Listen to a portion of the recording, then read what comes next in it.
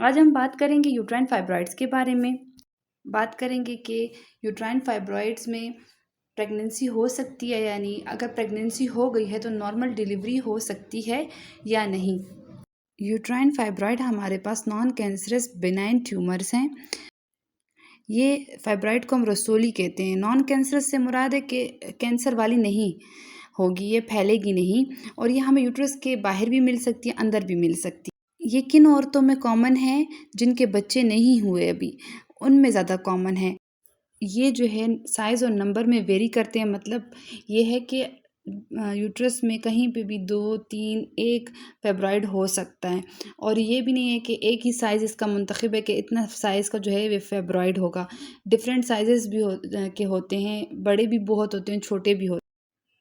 Female जिनको fibroids होंगे वो क्या साइन और सिम्टम्स शो करेंगे? से पहले बात कर लेते हैं मेंस्ट्रुअल साइकिल की। जिनको फाइब्रॉइड हैं, कभी कभी ये आपको कुछ भी नहीं कहते, मतलब इसके कोई सिम्टम्स नहीं होते फाइब्रॉइड के, लेकिन सम टाइम ये क्योंकि इनके साइज़ इम्पैक्ट करता है, तो जिसकी वजह से हैवी मेंस्ट्रुअल ब्लीडिंग हो सकती। लोअर एब्डोमेन में पेन भी महसूस होगा।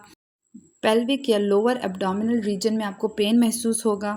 First second symptom. Third symptom, आपको बहुत जल्दी जल्दी यूरिन आएगा।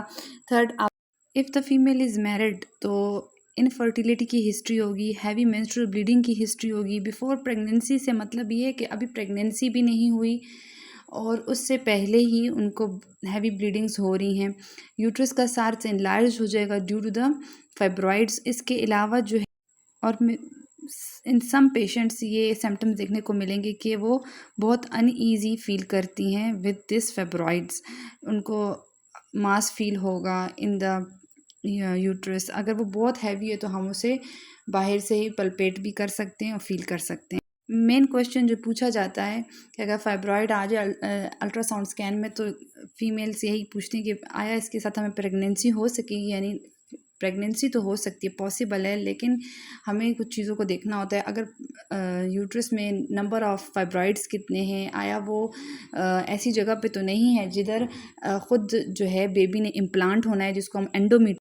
टाइप्स ऑफ फाइब्रॉइड से मुराद यहाँ पे ये कि यूट्रस की जो 3 लेयर्स होती हैं, उसके बिहाफ पे हमने फाइब्रॉइड्स को डिवाइड किया है कि अगर सब म्यूकोजल में लेयर में फाइब्रॉइड है तो वहाँ पे ये फर्टिलिटी को बहुत इम्पैक्ट करती है। सेकंड है इंट्राम्यूरल फाइब्रॉइड, जो मस्कुलर लेयर है यूट्रस की, उधर फाइब्रॉइड्स हों तो वो इतना ज़्यादा इम्पैक्ट नहीं करती। उसके बाद सिरोजल फाइब्रॉइड्स हैं जो है बिल्कुल यूट्रस के बिल्कुल बाहर होते हैं।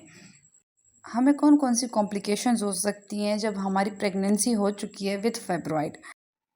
अबॉर्शन का ख़तरा हो सकता है, प्रीटर्म बेबी का ख़तरा हो सकता है, रेट डिजनरेशन इन फाइब्रॉइड ड्यूरिंग प्रेगनेंसी फाइब्रॉइड का साइज़ बढ़ जाता है, जिसकी वजह से जो ब्लड सप्लाई है वो कॉम्प्रोमाइज़ हो रहा होता है, जो फाइब्रॉइड को मिल रहा होता है। तो फाइब्रॉइड जो है उसके कुछ पोर्शन अंदर का ख़राब होने लगता है, जिसकी वजह से फ़ीमेल को पेन होता है, टेम्परेचर भी हो सकता है साथ। तो हम इसका ट्रीटमेंट करते हैं, ये आईवी फ्लूइड्स वगैरह लगाकर इसको हम मैनेज करते हैं। आगे की जो है हमारे पास बेबी के बॉर्न होने में मसला हो सकता है due to fibroid, labour prolong हो सकता है, ऑब्स्ट्रक्टेड लेबर हो सकता है। ये चीज़ें हो सकती हैं ड्यूरिंग